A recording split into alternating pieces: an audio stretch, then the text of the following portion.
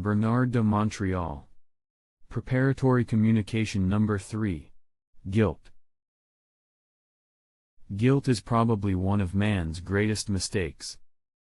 Guilt is probably the greatest trap of the human mind. Its danger is so great and so vast that it affects all men at some point in their lives. No man can say that, in his life, he has not felt guilty. There are people who live lives full of guilt. These lives are so terrible and so dangerous for the evolution of the ego and the development of individuality of that person. Those who benefit from them, those who, because of their moralizing social position, influence beings of great sensibilities, this feeling of guilt delays their evolution and endangers, without realizing it, the evolution of an entire planet, an entire civilization, an entire culture. The greatest danger of guilt is that this phenomenon acts as a chain, and that this phenomenon chains all the egos which are, more or less, affected by it. The reason is this: it is that the ego being alone, the ego not having communication with the planes of light, the ego not being enlightened by an intelligence superior to its own, has no reference point to determine whether an action or another should be taken or should not be taken, in relation to a moral aspect of behavior in any experience. The ego, left to himself, is incapable, unless he is very strong, very individualistic, and even then to make decisions that run counter to certain established norms in society by tradition, or by those who are in authority and mechanically impose the will for their own evolution.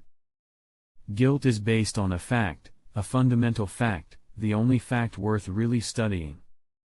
And this fact is that of psychological, moral, and philosophical isolation of the ego from society. The ego is unable to sit in judgment before its actions, if its actions must go against a normality established for centuries in a society that behaves mechanically, and where all egos must conform to a lifestyle or a way of life. If the ego is to some extent strong, if it is to some extent individualistic, if he wants to go its own way by himself, he must bear the weight of its action, and often this heavy weight will wear him down, and the emotional hue that the ego will take is the hue of guilt. For the ego not to feel guilty, he is forced to act in relation to the established norms and not to deviate too much from them. So that an action, even if it delays the evolution of the ego, must be committed, directed towards men, for the sake of maintaining the peace of the ego.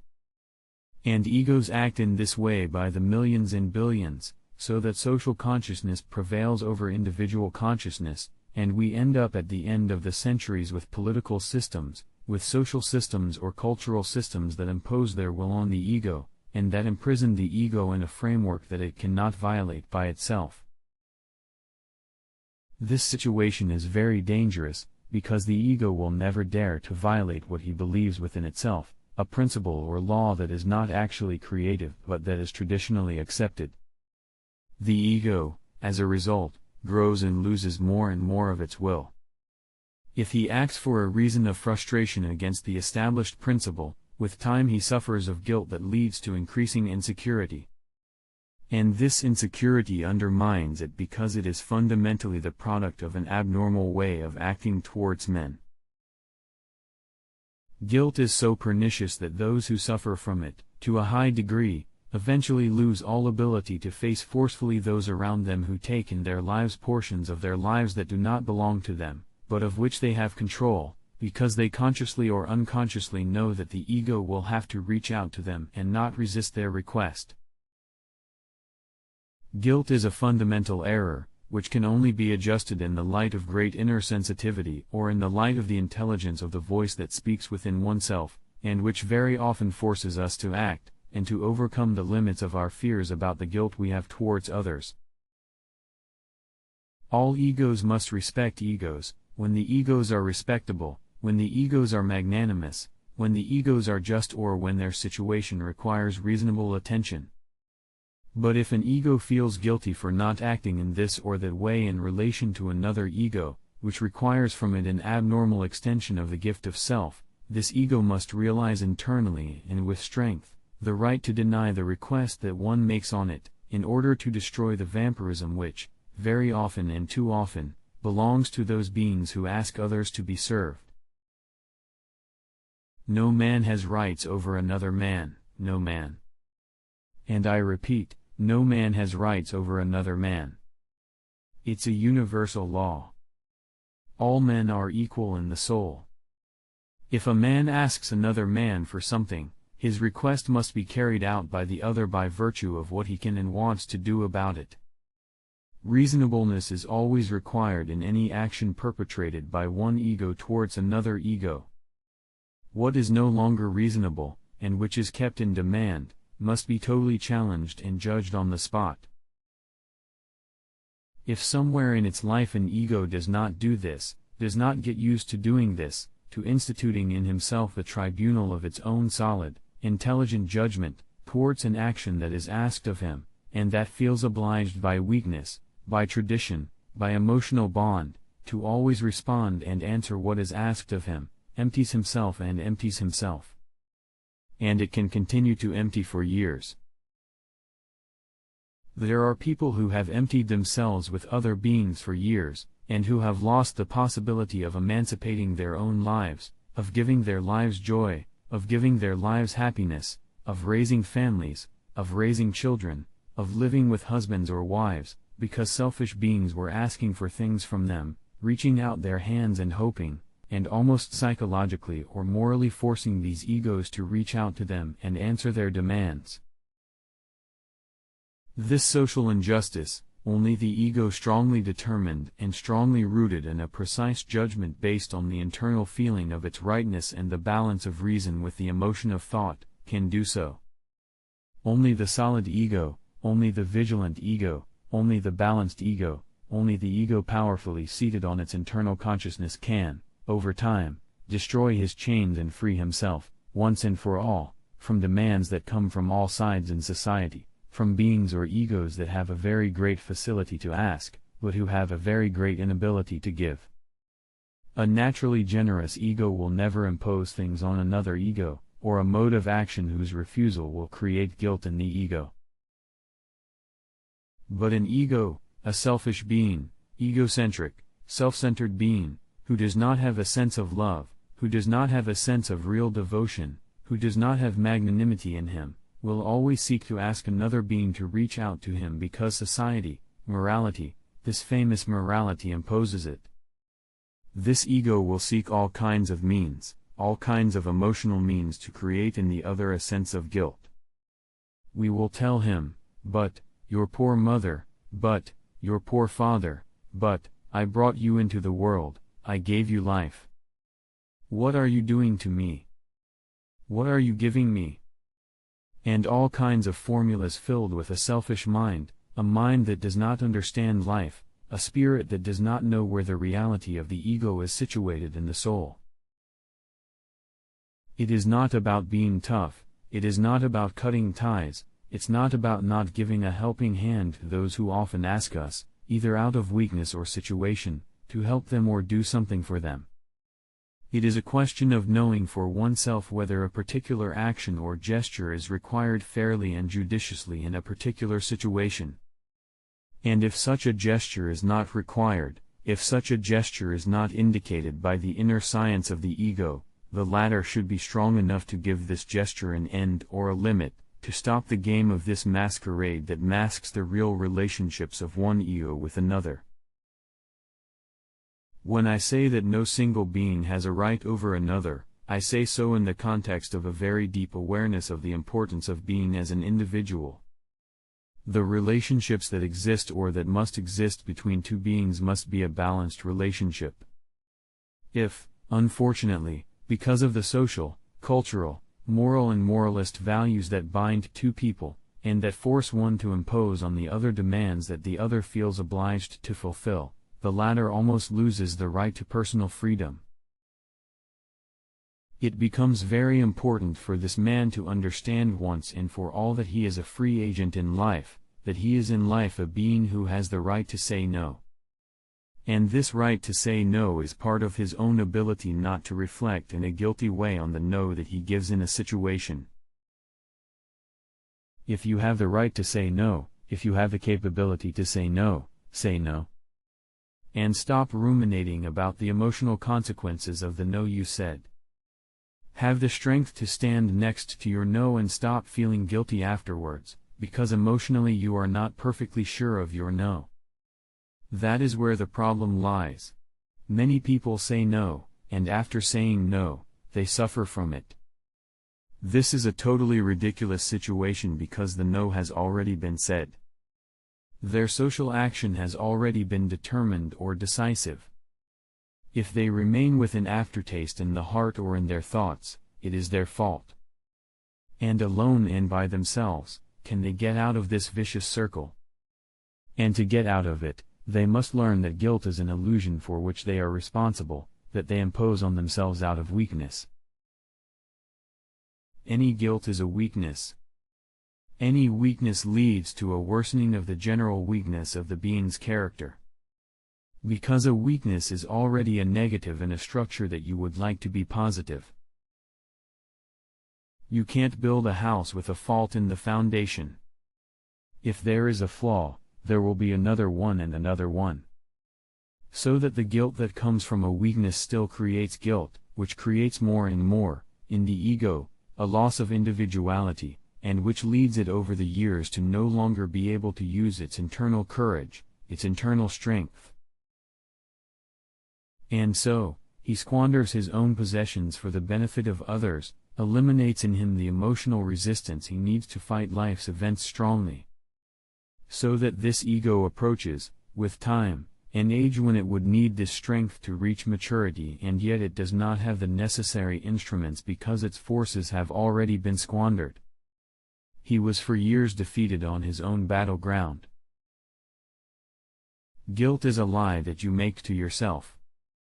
It is a lie that carries two heads, the head of personal weakness and the head of lack of self-understanding.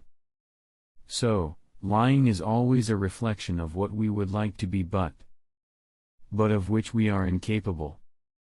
And the other aspect, the lack of self-understanding, reflects the lack of personal strength at the psychological level.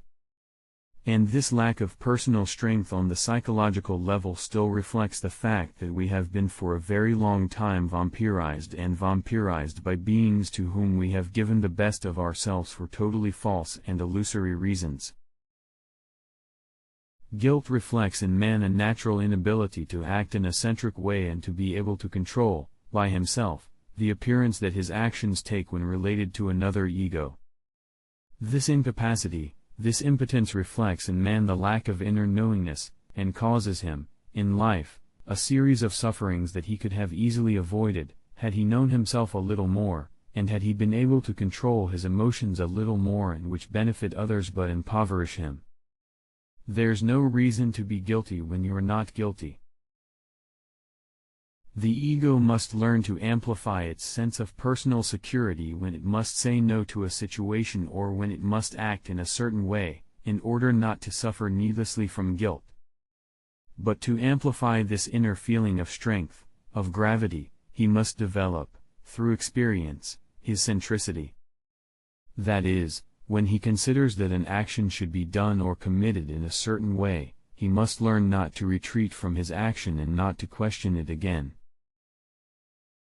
When he has learned not to question his actions, the ego will be able to build in him a force, and this force will become greater with time, so that man can no longer suffer from the psychological and moral anxiety of his action. And then he won't be able to suffer any guilt. Guilt must be eliminated from consciousness, because it acts as an acid that reduces more and more the inner strength and submits man to emotional laws that generate in him a weakness, and inability to become stronger, bigger, more autonomous. Guilt is a trap created by the illusion of the ego and based on the emotions of the ego by virtue of social attitudes, or social principles, which are generally agreed by members of society, because they are part of an often very long tradition, and a tradition that must also evolve. If you suffer from guilt, you will be unable to see completely through your personal situation. You will be powerless to determine the correctness of your character and the power of your inner knowingness. You will be pushed to the left and right by feelings that will initially be false, and from which you will suffer until the day you understand that guilt is a cancer, and that it reduces man to slavery. Man must know internally, must be internally sure of what he is doing. If he does not have this security, this certainty, that is where guilt shows its head. The more man lacks internal knowledge, the more he lacks internal certainty, and I am not talking about psychological certainty, I am talking about internal certainty, this certainty that comes from the depths of the soul. The more man is subject to questioning his actions, and it is for this reason that we see guilt developing and eventually gnawing him, to make his life a map written by external circumstances and not by his own creative hand. There are people in our society, not to mention other societies, who have ruined their lives because they have suffered from misplaced guilt. And where guilt manifests itself most is in the relationships between children and parents or between parents and children, where there is parental or maternal love, whose actions of experience are sanctioned by traditional patterns, which often no longer have a place in an intelligent society, in a society where consciousness must begin to take hold. Notice that if you suffer guilt because of a social situation, a family situation where moral ties are strong, it is not the fault of the people who are at the origin of your guilt, but it is because of your ignorance that you suffer guilt. It is your own ignorance that leads to your impotence. You cannot blame society, you cannot blame the external conditions of society. Society is a fact, and it is what it is. But if you asked from you things, and you agree to do them because if you don't do them, you feel guilty, at that moment you are responsible for yourselves, before yourselves. And if because you don't have the strength, you suffer from guilt, then it's not the fault of society, but your own. When you have understood, when you have suffered enough guilt, when you have suffered enough from having acted in one way when you should have acted in another, you will gradually begin to understand and strengthen yourself. So that one day, you will be able to act in a very clear way, always in a situation of balance, always respecting the rights of others, the real rights of others, but not the distorted rights by a morality that is very often based in these individuals on principles that make them vampires, that make them people who only know how to ask, and they use filial or parental ties to accentuate, in the ego victim, feelings of guilt that serve them to achieve their purpose. It is up to you to know, it is up to you to dictate the direction of your actions. It is up to you to take control of your life. What others impose on you by the very nature of life's facts, by their own ignorance, is not your problem. If people are weak, it's part of their experience. But just because people are weak doesn't mean you have to be weak too. Guilt is part of evil. Guilt is an evil and a very great evil, because it prevents man from reaching the center of himself. And evil is only when man reaches the center of himself that he no longer has power over him. Evil uses guilt to perpetuate cancerous forms in society, which spread over centuries and generations, and allow it to constantly hinder the evolution of man, which allows it to prevent man from becoming centric, that is, to base its life on its internal feelings based on the forces of the soul. This is why when man has contact with intelligences of high nature and listens to what these intelligences can advise him concerning his actions, he automatically submits to a vibratory law that allows him to generate on the material level, in his physical life, actions that are not colored by emotion, because these intelligences communicate with man on the mental level. And from these communications, man receives real instruction regarding the normal proportions of his actions in everyday life. If man has contact with these intelligences, with this inner voice, which is close to him and seeks to help him, then he can begin to develop the certainty that he needs in actions. Because what it receives as a signal from above is not involved in human emotion. So that this signal can help man, if he follows it, to correct mistakes he has made for years, and to gradually develop a center of strength, until the day when this center is powerful, developed, man can, with all certainty, act in any situation without being able to suffer the slightest nuance of guilt. From that moment on, he is free, he acts precisely, he never looks back, he goes straight ahead, and his life becomes more and more a rapid movement of experiences that enrich him, and make his life something special, something very personal. Take care to live your life well, to live it according to the laws of the Spirit, and not according to the laws distorted by the involution of the Spirit. And then you will be happy, and the others, close to you, will have their true measure,